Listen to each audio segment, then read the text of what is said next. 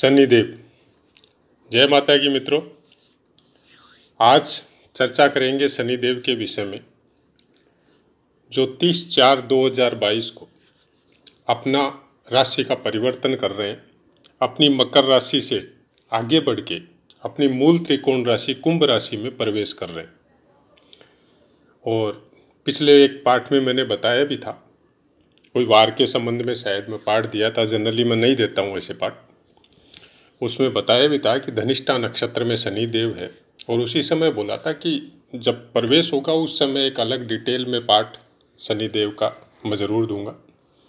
तो उसी के विषय में चर्चा करते हैं। धनिष्ठा नक्षत्र मंगलदेव का नक्षत्र है, आप सबको पता है इस बात का।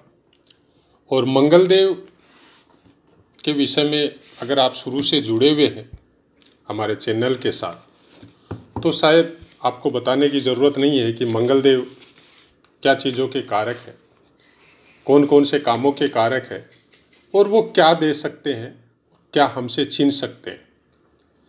और अगर मंगलदेव के नक्षत्र में शनिदेव विराजित होते हैं तो हम लोगों को क्या अच्छा होगा, क्या बुरा होगा, और संसार के लिए कैसा होगा। क्योंकि शनिदेव के पास एक विशेष पावर, जो हम लोग वेदों में, शास्त्रों में, ज्योतिष में पढ़ते हैं, कर्मों का आधिपत्य शनिदेव के पास है। मतलब दंड विधान जो प्रक्रिया है ज्योतिष में, उसका काम शनिदेव के पास है। आप और हम क्या कर्म करते हैं, पृथ्वी में कैसे कर्म जीव कर रहे हैं, किसका कर्म कंप्लीट हो चुका है, कौन नए कर्म कर रहा है, और उसके हिसाब से उसका क्या दंड है और क्या आशीष है, वो सब काम शनिदेव के पास है। तो आप ये समझ लीजिए कि मजिस्ट्रेट या जज की उपाधि शनिदेव के पास है। बहुत सी खराब बातें इनके बारे में बताई जाती है, बहुत सी बातों का ये भी बताया जाता है कि कैसे क्या हो सकता है। बात कुछ हद तक सही है, क्योंकि कोई तो आपके घर में होगा जो आपको सही रास्ते पे लाएगा। अगर कोई भी ऐसा इंसान या ऐसा रिश्ता आपके घर में प्रेजेंट नहीं है जो आपको सही रास्ता दिखा सके, और अगर आप प्यार से समझे तो प्यार से समझाए, प्यार से नहीं समझे तो फिर दंड दे के समझाए, तो वैसा जो इंसान जिस घर में है, पिता हो, दादाजी हो, या परिवार बड़ा है तो और कोई रिश्ता हो, चाचा हो, जिसकी उस घर में पूरा प्रभुत्व हो, चलता हो, तो उसको आप शनिदेव के समकक्ष समझिए। लेकिन शर्त यही है कि निष्पक्ष होना चाहिए। अगर हम लोग शनिदेव के वृत्तांत में जाए, उनकी जीवनी के विषय में जो पाठ हम लोगों को पढ़ने को, सुनने को मिलते हैं, उसके विषय में जाए तो शनिदेव कभी किसी का पक्ष नहीं लिया, केवल माता को छोड़ के। और माता का भी पक्ष इसीलिए क्योंकि कोई गलत नहीं किया था माता का पक्ष लेके। माता का दुख तकलीफ उसने देखा था, खुद भोगा था उस चीज को, और वो अपने लिए कुछ नहीं करके जो माता का दुख तकलीफ था उसकी वजह से दंड विधान के अधिकारी भी बने, और माता के गाइडलाइन में शिव भक्ति करके वो सब पावर भी उन्होंने अर्जित किया। तो चलिए बाकी बातें बाद में करते हैं। पहले शायद आप लोग राशि के विषय में सुनना चाहते हैं कि हमारी राशि पे शनिदेव का क्या असर होगा। लेकिन प्रायकर में हम सब पाठों में बोलते हैं ये बात कि आप किसी एक बात को सुन के आगे अगर वीडियो को स्प्लिट करके आगे निकलेंगे तो शायद बहुत कुछ छूट सकता है। क्योंकि हमारा कोई भी पाठ पहले से ड्राफ्टिंग नहीं होता। हम बोलते समय हमारे दिमाग में बहुत सी बातें रहती हैं, और कौन सी बात को कहाँ यूज कर ले, कहाँ बोल दे, ये कोई निश्चित हमको नहीं रहता।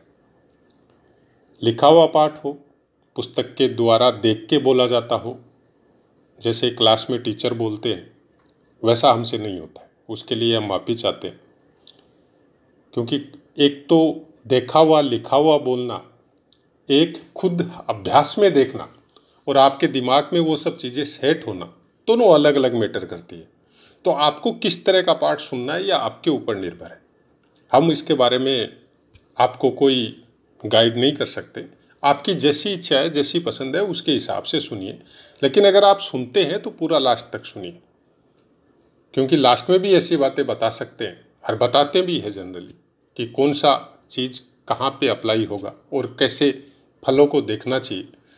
इतने पार्ट अभी तक दे चुके हैं और आप सबका रिस्पॉन्स भी बहुत अच्छा है, क्योंकि हमारे चैनल में न तो हमने कभी ये सोचा कि इसको एडवर्टाइजमेंट करके हम आगे बढ़ाएं, और न कभी ये सोचा कि इस चैनल के द्वारा आप लोगों के पास पहुंच बना के और हम कोई इसको कमाई का जरिया या धन का जरिया बनाए। नॉर्मली कुंडली हम नहीं देखते हैं और हमारे विषय में भी एक पार्ट हम रेडी कर रहे हैं जो आपको पोस्ट करेंगे जल्दी ही। फिलहाल बात करते हैं शनिदेव की। तो अगर आपकी मेष राशि है तो आपके लिए बहुत अच्छा समय आ रहा है, क्योंकि एक तो मेष राशि वालों के लिए कुंभ राशि 11वें स्थान में है, दूसरी कुंभ राशि पे शनिदेव बहुत बलवान होते हैं, और तीसरी बात मेष राशि का स्वामित्व मंगल देव के पास है। तो मंगल देव के नक्षत्र में, आपके लग्नेश के नक्षत्र में शनिदेव कर्म स्थान का स्वामित्व और लाभ स्थान का स्वामित्व लेके लाभ स्थान में विराजमान है। तो जो परेशानी पिछले 2 साल में आपने भोगी है, चाहे काम नहीं मिलना हो, चाहे काम की अधिकता हो, लेकिन उस काम के एवज में जो पैसा मिलना है वो नहीं मिला हो, वो सब परेशानियों का अंत अब होगा। और जहाँ तक हम बोलते हैं कि शनिदेव का पदार्पण होते ही होगा। अंश कम हो कोई टेंशन नहीं है, क्योंकि अंश कम है तो भी शनिदेव यहाँ पे नवांश में उच्च के हो जाएंगे, तुला राशि में आएंगे। आपके प्रवेश करते ही वो तुला नवांश में मिलेंगे आपको। तो यहाँ पे बहुत जल्दी आपको वो सब फल जो आपके रुके हुए थे, जो कामों की वजह से आपको जैसे पैसा नहीं मिला, कोई स्टडी कर रहे हैं तो उसका एग्ज़ाम नहीं आया, कोई कंपटीशन दिया है तो उसका एग्ज़ाम का रिजल्ट नहीं आया, या बार बार एग्ज़ाम दे रहे हैं आपको रिजल्ट नहीं मिल रहा है ठीक से, तो अब की बार क्लिक करेंगे। और शनिदेव नॉर्मली 1 महीने में 1 अंश के आसपास ही चलेंगे, क्योंकि बहुत लॉन्ग स्टे रहता है एक राशि पे इनका 2.5 साल तक।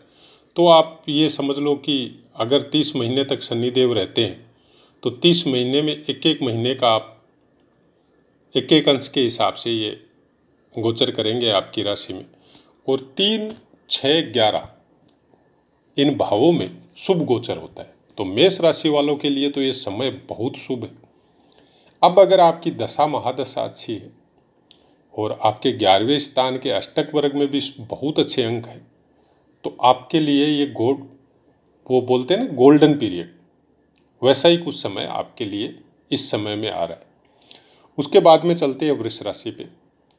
तो वृष राशि में ये आपके 10वें स्थान में आके बैठेंगे, बहुत परेशान करेंगे। परेशान मीन्स काम में इतने ज़्यादा बिजी करेंगे, काम को चेंज करवाएंगे, कुछ दूसरे काम में भी इंटर करवा सकते हैं, और बहुत जल्दी आप फैसला लेने का कोशिश करेंगे। तो यहाँ पे आपको केवल यही सलाह है, थोड़ा सोच समझ के तेज में आके, जल्दी में आके कोई ऐसा फैसला मत कर लीजिएगा जो आपका बना बनाया है वो भी बिगड़ जाए।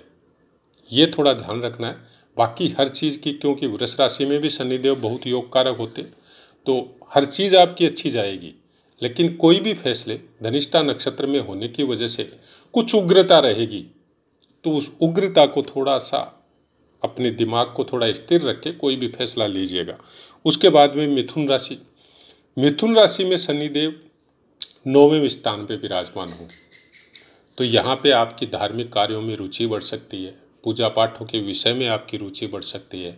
आप जैसे किसी को दान देना है, किसी गरीब की हेल्प करना है, अनाथालय वगैरह में जाना है, वृद्धाश्रम में जाना है, ऐसी कुछ भावना आपके अंदर आ सकती है। तो वो सब अगर आती है तो उनको फॉलो कीजिए, क्योंकि ये समय आपके लिए भी धर्म के हिसाब से बहुत अच्छा जाएगा। कुछ कामों में रुकावट आ सकती है, तो इनके उपाय भी मैं लास्ट में जब ये सब होगा तो उसके बाद में मैं बताऊंगा कि किस तरह से आप इसको थोड़ा अपने हिसाब से चला सकते हैं। उसके बाद में आते हैं कर्क राशि। कर्क राशि में ये आपके 8वें स्थान में विराजमान होंगे। तो यहाँ पे ये आपकी आयु के लिए बहुत अच्छे रहेंगे। आपके जुए सट्टे के लिए अचानक इनकम दिलवा सकते हैं। और कुछ धन के विषय में कुछ ज़्यादा, मतलब जो भी धन आपके पास आएगा, कोई ऐसा नहीं है कि कंटिन्यू आ रहा है, नहीं है, परेशान है, अचानक से आपको मिल गया जिसकी आस भी नहीं है, ऐसा कुछ शनिदेव आपके साथ कर सकते हैं। उसके बाद में आते हैं सिंह राशि। सिंह राशि में सप्तम स्थान में विराजमान होंगे। कोई नया पार्टनरशिप मत कीजिएगा। अगर शादी विवाह की बात चल रही है तो वो हो सकती है कंप्लीट इस समय। कोई नया पार्टनरशिप में धंधा कर रहे हैं तो थोड़ा सोच समझ के कीजिएगा, क्योंकि इस समय में आपके दिमाग को ये कुछ ज़्यादा हैम्पर करेंगे। आपके दिमाग को या आपके पार्टनरशिप के धंधे को या आपकी वाइफ के साथ कुछ ट्यूनिंग में थोड़ी प्रॉब्लम हो सकती है, तो उसके लिए दिमाग को थोड़ा कूल रखना ज़रूरी है। उसके बाद में आते हैं कन्या राशि। कन्या राशि में आपके 6 स्थान में विराजमान होंगे, बहुत अच्छे। रोग ऋण शत्रु सबका नाश होगा। मामा से थोड़ी अनबन हो सकती है। और ऐसे कोई काम जो आपके रुके हुए हैं कोर्ट वगैरह में, या ऐसी कोई दुश्मनी आपकी पहले से चल रही है, कोई कोर्ट केस चल रहा है, उन सब का निस्तारण इस समय में होगा और वो भी आपके फेवर में होगा। अब आते हैं तुला राशि। तुला राशि में आपके 5वें स्थान में विराजमान होंगे। और इस समय में आपकी जैसे कोई एजुकेशन है, हायर एजुकेशन है, या आपके कोई काम ऐसे जो एजुकेशन से संबंधित है या संतान से संबंधित है, वो आपके पूरे हो सकते हैं।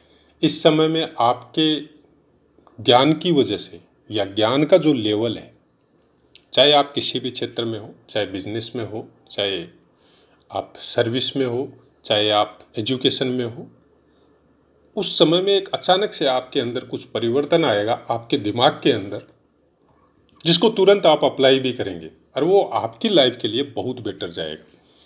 उसके बाद में चलते हैं वृश्चिक राशि, जो आपके 4th स्थान में शनिदेव विराजमान होंगे। कुछ पीड़ा सुख संसाधनों में देंगे। कुछ माता की सेहत के बारे में कुछ ज़्यादा तकलीफ दे सकते हैं इस समय में। और कुछ माता पिता के साथ कुछ ट्यूनिंग में भी प्रॉब्लम आ सकती है। कुछ स्थायी संपत्ति में कुछ रुकावटें, कोई पहले से कोई बात चल रही है तो उसमें कुछ रुकावटें, ऐसा कुछ आपके साथ हो सकता है। उसके बाद में आते हैं धनु राशि। धनु राशि में आपके 3रे स्थान में विराजमान होंगे, जो आपके लिए बहुत अच्छा है। लेकिन भाइयों के साथ थोड़ा मेल मुलाकात बना के रखिएगा। कोई भी धन संपत्ति या पैतृक संपत्ति विवाद में फंसने का कोशिश कम कीजिएगा। जो भी हो, उनके साथ जो भी चीज़ आपको करनी है थोड़ा सोच समझ के और दिमाग को कूल रख के कीजिएगा।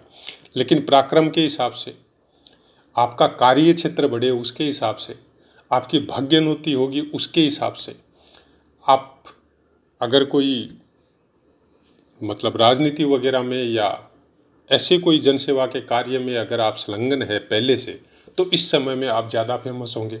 आपका कार्य क्षेत्र भी बहुत ज़्यादा बढ़ेगा। बड़े बड़े लोगों से, बड़े बड़े आदमियों से आपका रिलेशन और मेल मुलाकात हो सकता है। उसके बाद में आते हैं मकर राशि। मकर राशि में आपके 2रे स्थान पे विराजमान होंगे। 2रे स्थान पे विराजमान होने की वजह से धन की मात्रा का, वो बोलते हैं कि मकर राशि वालों के लिए ये जो पीरियड है वो धन के मामले में बहुत सॉलिड जाएगा। बाकी कई चीज़ों में प्रॉब्लम करेगी तो उसका उपाय मैं लास्ट में बता दूंगा। उसके बाद में चलते हैं कुंभ राशि। अब कुंभ राशि में ये प्रॉब्लम ये आएगी, बाकी सब चीज़ें ठीक है, लेकिन आपके हेल्थ के विषय में आपको थोड़ा सोचना पड़ेगा। आपका दिमाग एनी टाइम गर्म रहेगा, एनी टाइम दिमाग में कुछ न कुछ गर्मी का मतलब इंडिकेशन चलता रहेगा। आपको छोटी छोटी बातों पे गुस्सा आ सकता है, तो उसको थोड़ा मैनेज करना है। बीपी को हाई इतना नहीं करना है। उसके बाद में आते हैं मीन राशि। मीन राशि में आपके 12वें स्थान में विराजमान होंगे। इस समय में आप अपने घर द्वार से बहुत दूर जा सकते हैं। कोई विदेश यात्रा का योग बन सकता है। कोई काम से संबंधित विदेश जा सकते हैं, एजुकेशन से संबंधित विदेश जा सकते हैं, घूमने फिरने से संबंधित विदेश जा सकते हैं, और खासकर समुद्री यात्राएं आपकी हो सकती। आपकी धर्म कर्म में या योग अध्यात्म में रुचि ज़्यादा हो सकती। आपके कुछ ऐसे मित्र हो सकते हैं जो नहीं होने चाहिए। तो ये सब चीज़ों का ध्यान रखना है। मीन राशि के लिए भी समय अच्छा है। थोड़ा सोच समझ के और दिमाग को कूल रख के काम करना है। ये हो गई राशियों की बात। अब ये साल भर का पीरियड का बात बताया मैंने, हालांकि 2.5 साल तक रहेंगे। अगले साल फिर बातें करेंगे इसके विषय में, क्योंकि नक्षत्र वगैरह भी चेंज होंगे। ये प्राय कर मोटा मोटी 1 साल तक धनिष्ठा नक्षत्र में ही रहेंगे। अगर नक्षत्र चेंज होगा तो हम फिर पाठ देने का कोशिश करेंगे आपको। अब शनिदेव के कारकत्वों के बारे में पाठ मेरे दिए हुए हैं, यहाँ पे कुछ और भी बातें हमको बतानी है, तो उसके विषय में हम थोड़ी सी चर्चा यहाँ पे करेंगे। शनिदेव बहुत सी चीज़ों के कारक है। सबसे पहली बात, आपके भाग्य के कारक, आपके कर्मों के कारक, आप कौन सी लाइफ बिता रहे हैं उसके कारक, आप किस तरह से अपने जीवन को मैनेज कर रहे हैं और किस तरह से चल रहे हैं, वो सब पे दृष्टि शनिदेव की रहती है। पूरे ब्रह्मांड के ऊपर इनकी दृष्टि हमेशा बनी रहती है। कारण दंड विधान इन्हीं के पास है। चाहे ग्रहों को दंड देना हो, चाहे प्रकृति को दंड देना हो, चाहे ब्रह्मांड में कुछ उथल पुथल होनी हो, ये शनिदेव के बगैर नहीं हो सकती। वायु प्रकृति है, वायु प्रकृति प्रधान है शनिदेव, तमोगुणी है।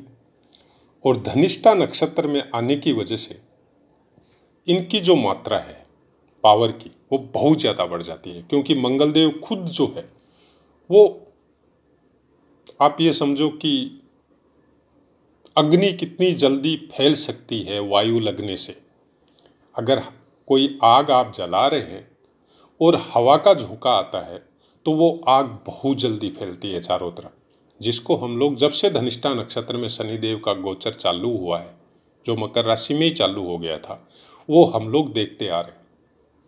पूरे वर्ल्ड की सिचुएशन हम लोग देखते आ रहे हैं। फिलहाल शनिदेव जब कुंभ राशि में आ जाएंगे, ये पावर बहुत ज़्यादा बढ़ जाएगा। अब शुरू में जब वर्ल्ड वार के विषय में हमने वीडियो बनाया था, उसका कारण ये था कि चारों तरफ सब वर्ल्ड वार हो जाएगा, ये हो जाएगा, मतलब थोड़ा दिमाग को सब लोग टेंशन दे रहे थे। वहाँ पे हमने कुछ इनडायरेक्टली बोला था, डायरेक्टली ये कभी नहीं बोला था कि ऐसा हो जाएगा वैसा हो जाएगा। मतलब डराने जैसा चीज़ हम कभी बोलने की कोशिश नहीं करते, लेकिन इतना ज़रूर बोलते हैं कि जो होगा वो अच्छा होगा, उसका रिजल्ट आने वाले समय में अच्छा ही मिलेगा। अब मैनेज करना है, दंड विधान इनके पास है, और जिन चीज़ों के ये कारक है उसमें कुछ ऐसी जातियां या ऐसे इंसान भी बताए जाते हैं जो मेंटली निम्न दर्जे में आते हैं, जिनको धर्म से, जिनको किसी का भला करने से, जिनको अपने सुख से मतलब है, केवल अपने स्वार्थ में देखते हैं, उनको दंड मिलना बहुत ज़रूरी है। जब जब शनिदेव का हर 30 साल में ऐसे गोचर होता है और खासकर राहु देव के आसपास रहते हैं, उस समय में इनका दंड विधान बहुत उग्र रूप ले लेता है।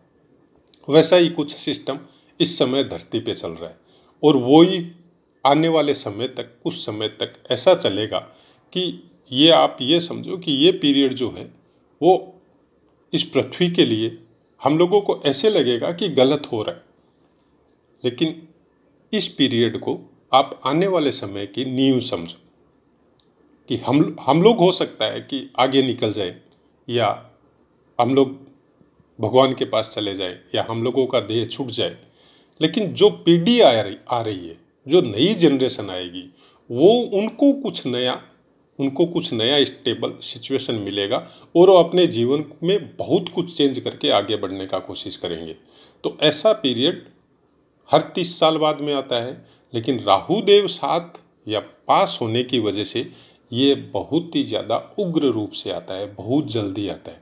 रही बात वार की, उस वीडियो में भी हमने बोला था कि जब से जीवों का जन्म पृथ्वी पे होना चालू हुआ है, या जब से पृथ्वी की उत्पत्ति हुई है, इस पृथ्वी पे कोई न कोई क्षेत्र में वार हमेशा चला है, और जब तक पृथ्वी रहेगी चलती रहेगी। हाँ, आज संचार माध्यम इतने ज़्यादा फास्ट हो गए कि पृथ्वी के किसी भी कोने में जरा सा कुछ होता है तो हम लोगों को फटाफट पता चलता है। तो ये सब चीज़ों के कारक शनिदेव नहीं है, वार के कारक शनिदेव नहीं है, लेकिन शनिदेव यहाँ पे धनिष्ठा नक्षत्र में बैठने की वजह से यह सब चीज़ों के साथ ज्वाइंट हो गए, क्योंकि दंड विधान इनके पास है और मंगल देव युद्ध के कारक है। तो युद्ध हो रहे तो दंड भी मिल रहा है। किनको मिल रहा है? जिनको जैसा भोग, जैसे सत्कर्म, जैसे कुकर्म, जैसा प्रारब्ध जिनका लेके आए हैं, उनके साथ वैसा हो रहा है। राज्य और सत्ता से विद्रोह, इसका कारकत्व शनिदेव के पास है। अगर हम लोग इनके पुराणों की कहानियों को देखें तो राज्य और सत्ता मतलब पिता, पिता से विद्रोह। सूर्यदेव के साथ शनिदेव का विद्रोह था। तो ज्योतिष में भी हमको वैसे ही समझना पड़ेगा इस चीज को कि हम लोगों के लिए राज्य और सत्ता कौन है?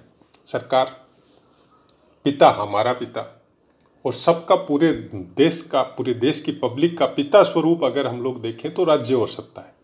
तो राज्य और सत्ता से विद्रोह जब जब शनिदेव का ऐसा गोचर होता है, पब्लिक के अंदर कुछ ज्यादा दृष्टिगत होता है, कुछ ज्यादा उग्र रूप लेता है वैसी चीजें। तो इस समय में राज्य या राज्य से संबंधित अधिकारी या नेता, उन लोगों की थोड़ी ड्यूटी बनती है कि पब्लिक की अगर कोई प्रॉब्लम है, पब्लिक के साथ अगर कुछ किसी भी शासनाधिकारी की वजह से हो, किसी नेता की वजह से हो, किसी मंत्री की वजह से हो, अगर कुछ कमी है तो उसको फुलफिल की जाए, उसको तुरंत उसका समाधान निकाला जाए। अगर नहीं निकालते हैं तो फिर उसका नतीजा बहुत बुरा उस पब्लिक के लिए भी होता है और उस देश के लिए भी होता है, जो फिलहाल हम लोग यूक्रेन में देख रहे हैं। अगर यूक्रेन का राष्ट्रपति या प्रधानमंत्री जो भी है, जेलेंस्की साहब, अगर तुरंत कोई निर्णय निकाल लेते और समझ लेते कि हम किसी के हाथ की कठपुतली नहीं बन के हम केवल अपने देश का और अपने जनता का हित सोचें, तो ये वार उनके साथ होता ही नहीं। लेकिन अब क्या होता है कि विनाश काले विपरीत बुद्धि, उसके बारे में इतना ज़्यादा डीपली तो हम कुछ बोलना नहीं चाहते, क्योंकि हमारा ध्येय एक ही रहता है, ज्योतिष के द्वारा या ज्योतिषीय ग्रहों के द्वारा आम इंसान को, पब्लिक को कम से कम नेगेटिव इफेक्ट मत दो। क्योंकि अगर आप नेगेटिव बांटते हो तो आपके साथ भी नेगेटिव होता है। ये एक नेचुरल फैक्ट है। अगर हम आपको डर दिखाएंगे तो हमारे साथ भी डर जैसा ही काम होगा।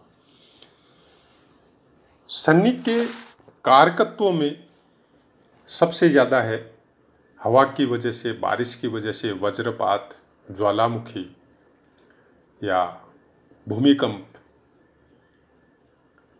ये सब ज़्यादा, या बहुत बड़ा कोई तूफान, सुनामी वगैरह, ये सब शनि के कारकत्वों में आता है। नौकरी से संबंधित कोई बात, कोई ऐसे कोई काम जो पिछले जन्म में हम लोग अधूरे छोड़ के आ गए थे, खासकर पितरों के विषय में, ये सब शनिदेव से ही देखा जाता है। अब ये सब चीज़ें और भी बहुत कुछ है, लेकिन ये सब बातें इस समय में मेरा बताने का कारण इतना ही है कि अब मैं उपाय श्रृंखला में आता हूँ कि करना क्या है। आपके शनिदेव कहाँ भी बैठे हो, कैसे भी फल दे रहे हो, उससे कोई मतलब नहीं है। आप इन उपायों को अपनाइए। अगर किसी एक उपाय को भी आपने अपनाया है और आप कर रहे हैं मन से, तो शनिदेव की पीड़ा नहीं आएगी। कोशिश कीजिए जीवन में जितना हो सकते हैं सच बोलिए, सत्य बोलिए। हो सकता है आपको तकलीफ हो, माता पिता के सामने हो, परिवार के सामने हो, अपने बच्चों के सामने हो, अपने परिवार में हो, जो भी बात है हकीकत बताइए। नहीं बताना हो साफ मना कर दीजिए, नहीं बता सकता।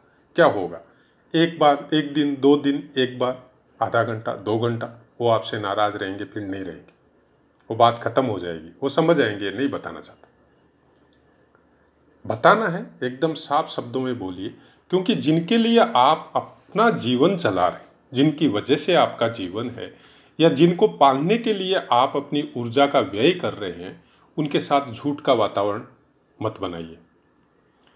अब जहाँ तक हो सके, सर्विस में हो, बिजनेस में हो, जितना हो सके, आजकल के समय में सच के ऊपर चलना बहुत मुश्किल होता है, लेकिन जितना हो सके सच बोलिए।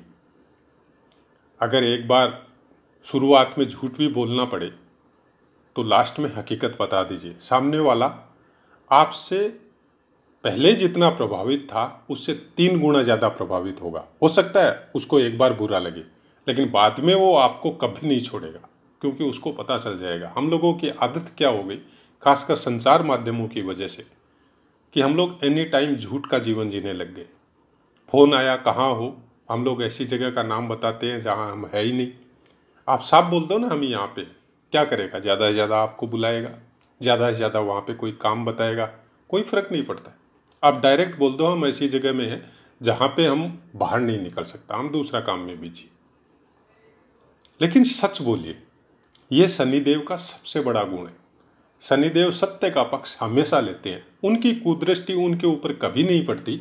जो सत्य बोल रहे हैं, सत्य का साथ दे रहे हैं, चरित्रहीन नहीं है, अपनी स्त्री के अलावा किसी और के ऊपर कुदृष्टि नहीं डालते, उनको शनिदेव कभी नुकसान नहीं देते। गरीबों का जो भला करते हैं, अपने माता पिता का या बुजुर्गों का जो आदर करता है, उनके ऊपर शनिदेव कुदृष्टि नहीं डालते। हनुमान जी की जो भक्ति करता है या माता की जो भक्ति करता है, उनके ऊपर शनिदेव कुदृष्टि नहीं डालते। ओम नमो भगवते वासुदेव या भगवान विष्णु की जो स्तुति या भक्ति करता है, उनके ऊपर शनिदेव कुदृष्टि नहीं डालते। शनिदेव के मंत्रों का जाप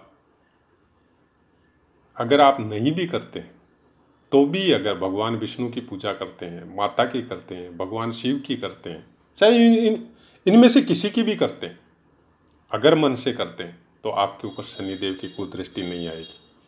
अगर सुबह उठते ही आप अपने माता पिता का चरण स्पर्श करते हैं, अगर है प्रेजेंट वर्तमान में, और मेरी जैसी उम्र हो गई, माता पिता नहीं है, तो भी अपने प्रभु का दर्शन करते हैं या अपने बच्चों का करते हैं, सुबह का वातावरण हंसी खुशी या सही बोलने में बिताते हैं, तो शनिदेव की कुदृष्टि नहीं आती।